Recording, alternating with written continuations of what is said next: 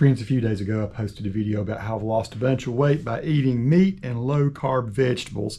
I had a viewer send me a message, and I'm going to read it to you. He says, his name is Ramesh Kumar, and Ramesh says, "I'm a pure vegetarian. Please advise, how can I achieve results like you without eating meat? Please help."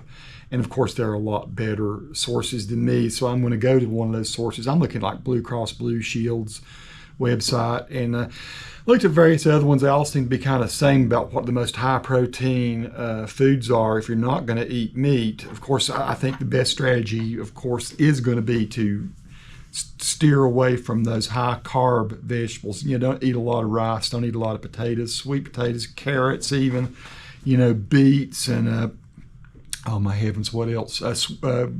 Green peas, interestingly, are very high in carbohydrates, but they also sort of top the list for high protein vegetables. So I'm going to read you what Blue Cross Blue Shield says on a really cool page, and I'll share this in the description. You'll be able to see the link to this, so go to it and check it out. What are best sources for protein? They say green peas is number one, actually about 8 grams of protein in a cup serving, and they're saying that a 160-pound adult ought to get around somewhere like 50 to 60 grams of protein a day. But you know, I'm staying away from them because they do sort of spike my sugar. If you don't have if you don't have problems with carbohydrates and diabetes, then you could probably eat that. Now, the next one is one I have to stay away from: spinach. So spinach doesn't have a lot of carbs in it, but for me, I have to be careful about it because it has a lot of oxalate in it. It's one of the top foods you can eat to cause kidney stones. And man, it used to be that I ate scads of spinach. Folks, you have no idea how much spinach I used to eat, because I used to grow it in my garden and I had it fresh all the time, and I would eat it scrambled in eggs, and I'd eat spinach salads. Every sandwich I ate had spinach on top of it. I'd throw it on top of steaks. I would fry a mess of it up and eat it with all kinds of different foods, but it did lead to me having kidney stones.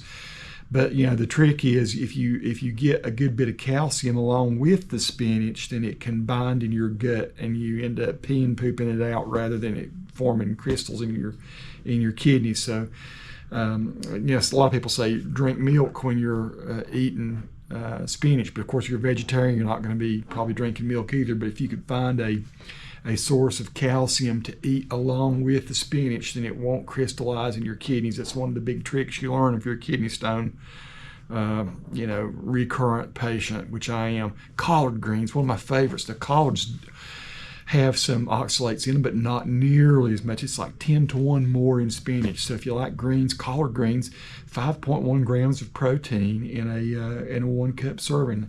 Man, I could eat 2 or 3 cups of collards. That's some good stuff. Sweet corn, I stay away from sweet corn. It's another one of those high starch, but sweet corn has 4 grams of protein in a 1 cup serving. Mustard greens, again, the greens have a lot of protein, so you could eat your mustard greens, lima beans. I try to somewhat limit the amount of beans that I eat unless they're green beans. Again, I'm trying to avoid carbohydrates, but I can see why if you don't have a problem with diabetes, which is what my problem is, insulin resistance, then the lima beans and probably lentils and black-eyed peas and pinto beans. There's a lot of the beans have a lot of protein in them, but they are still very high in carbohydrates. Asparagus, 2.1 grams of protein per cup. I did not think that asparagus. And number 8 is broccoli, cauliflower, Brussels sprouts. So I'm getting a good bit of protein from the fact that I eat a lot of asparagus, broccoli, cauliflower, Brussels sprouts, and I do eat collard greens. All the rest of that I sort of stay away from because I'm afraid of the extra carbs, but I think that would help you a lot, Ramesh, is to get your protein from high protein, low carb as much as you can, vegetables, and then also to steer away from anything that's got sugar in it. Stay away from breads, stay away from rice, stay away from cookies, crackers, cakes, ice cream. All that stuff we know is bad for us, and it sounds like it'd be hard to quit. I have to say that the reason I moved to a little bit more of a meat-based diet is because if you eat meat, it seems to sort of kill those yearnings for very sweet stuff. I can't even explain why it works. But I watched some videos and I found that it totally does. If I get in a mood where I want a lot of sweet stuff, Yeah, I might eat a sweet fruit like a strawberry or blueberries, or maybe once in a while eat an apple or something.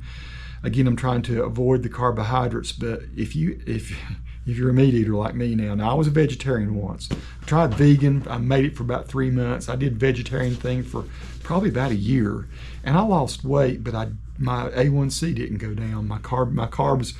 It was because I was still eating a lot of high carbs. I was eating potatoes. I was eating sweet potatoes, particularly a lot of them. And I was eating a lot of green peas. It is my favorite.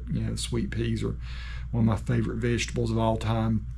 I ate a whole lot of stuff that was. The other thing I didn't give up, I didn't say it in the last video, is I had not also given up pastas. And so the pastas, it should have been a no-brainer. I should have known that since it's made out of grain, it's very processed, and it's it's just watered down and cooked so that it's tender. Still, basically, it's like eating a whole bunch of bread or anything else. It's just high carbs that go into your body and convert to sugar. I do think you'd lose weight though if you stuck to low carb vegetables and as much as you can low carb protein sources for your vegetables as well. That's my best advice based on the question that you asked, and perhaps there'll be some dietary experts chime in on this in the comments. Please leave a comment if you've got some better ideas to share with Ramesh Kumar. Thank you so much, Ramesh, for watching and asking questions. A cool question. Peace to all who watch.